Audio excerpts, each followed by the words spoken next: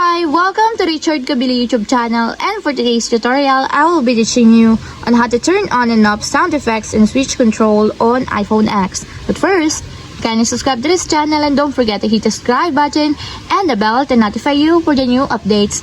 And let's start. Using your iPhone X, from my home screen first, go to Settings. Then in the Settings, scroll down and find the Accessibility and then tap. Then in the Accessibility, scroll down again and go to Physical and Motor section and then tap the Switch Control. Then in this part in the Switch Control, scroll down and go to Audio section and then find the Sound Effects. And as you will see, there's a switch button located on the side of it. Then all you have to do is just tap it to enable until it becomes green. And if you want to disable or turn off, just tap again the switch button just like this. And that's it, we have successfully turned on and off sound effects and switch control on iPhone X.